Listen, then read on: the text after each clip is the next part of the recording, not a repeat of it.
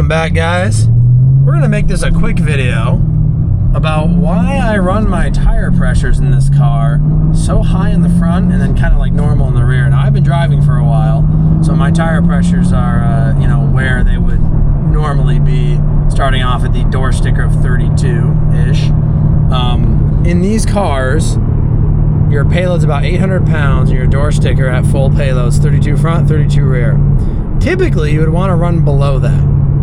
But I have found, through much experimentation, that running below the door sticker on these seems to just cause more center wear in the tire. And I know what you're thinking, that is completely backwards. It should be more edge wear. Well, here's the problem. When you're doing some track days and you like drive at quick speeds in the interstate and everything else, what a lot of people don't realize is if you don't have enough tire pressure, you almost get the reverse effect, where instead of the sidewalls running out of tread because there's too much weight on the sides of the tire, not enough on the center, you'll actually sling the center of the tire out more firmly onto the road surface, and you essentially the tire almost like caves in on itself a little bit, especially when you have these really wide 305 cross-section rear tires.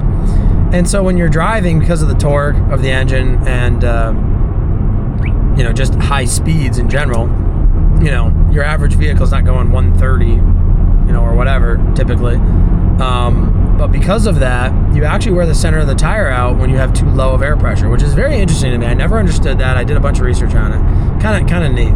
But I have found it's very sensitive. Like if you run 28 to 30, you'll have issues. If you run 32, they wear pretty darn flat in the rear. And that's with 2 degrees of camber, or the rear might be 1.5 degrees of camber. But it definitely has a little bit of camber. Now, the reason I run the front so high right now is because I have that same 2 degrees of camber in the front. And when you have camber in the front, you definitely wear the insides of the tire out. Unfortunately, there's no way around it. If you want to have that camber for handling purposes, you're going to have to accept the fact you're going to lose tire life, right? It's not going to wear even across the cross-section. And these tires are directional, and they're different size wheels and different size tires, so you can't do any rotation whatsoever. The front left tire is always going to be the front left tire, the right rear is always going to be the right rear, etc., etc. So because of that, you're forced to make some compromises. And one of the ways you can kind of help mitigate that compromise, I've found, if you're just driving on the street, commuting, and just doing normal stuff, and you don't care about the handling quite as much, if you bump those tires up by about 10 psi, so like I'm in the low 40s, I would have started in the low 30s typically, but if you kind of bump them up 8 to 10 psi, it just gets a little bit of pressure off the inside of that sidewall. And I do think you can extend that tire life. It's not going to be a ton. You're going to get 1,000, 2,000, maybe 3,000, 4,000 miles more out of it. But the goal here, this is the goal, right, with these front tires having 2 degrees of camber. You are just trying to keep the inside of the tire from getting down to chords before the rest of the tires at, 2 to 4 30 seconds of tread, essentially fully worn out. So you don't need them to wear perfectly even.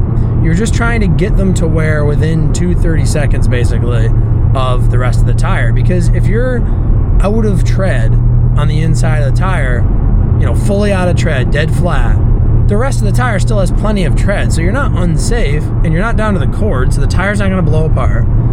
But, then you've really gotten your full money's worth out of that tire, still, even though it's worn a little bit uneven. So that's kind of the goal. I'll be honest with you, it's hard to do that. I found that I can't really get full tire life out of the fronts the way that I can in the rears. I mean, the rears will be pretty evenly spanked the entire, cross section of the tire, and you'll be ready to replace them. But the fronts, not so much. I've only done 1 track day a year. I'm gonna do 2 this year, I think. So we'll kind of see how that does. I might buy a set of summers. These are all seasons. I've noticed this trend to be pretty similar on all seasons and summers. I would say I've actually probably found summers to wear a little more evenly, although they wear a lot faster. Maybe that's, part of it, just because they're wearing out faster, they can kind of be more even. But I've definitely noticed that to be the case. So it just depends on the tire brand too, I'm sure. Your specific car, your specific alignment. Obviously, if you don't run the camber, they're going to wear out a lot more even. But even if you don't run the camber, they are still going to wear out slightly uneven because that's just what they do. So you're never going to have a perfect, wear on a car like this, tires. At least not in my experience. What else? So I think that really kind of sums that aspect up. And as far as like just a real quick touch on the all season versus summers, I'm in upstate New York. It's late March. It has been a very warm March, and it's still only 47 degrees in the morning. So unless you're on a racetrack and you can get your summer tires up to temperature, right, after a few laps, if you're just driving on the street, you're never going to see the traction benefit of those summers. They're actually going to probably have less traction on a 47 degree day than an all season. And obviously as the weather gets warmer, there's going to be a crossover point where I'm going to have more traction with the summer if I had them than I would the all season. But for upstate New York, that's going to take until late May. And then even then, in the early morning going into work, you're probably losing a bit of traction. So if it's just a weekend car, different story, right? But if it's your daily kind of driver, like I semi-daily this thing, the all seasons make a lot of sense for me. Now I do think a second set of wheels with summers would be nice. Kind of put those on midsummer and then put them on for track days.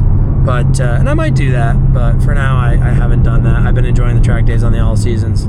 They work fine. They're definitely not as good as summers for track days. That's where you really feel the lack of tire, but it's still a lot of fun, so it's not really the end of the world. So anyway, that's a short video, but I just kind of want to touch upon that topic. I think it's kind of interesting. I don't hear a lot of car guys talk about tire pressures the way they do maybe in like the truck and towing community. So I figured we'd do a little video on that. So anyway, guys, as always, thanks for watching. God bless America, and I'll see you in the next one. Goodbye.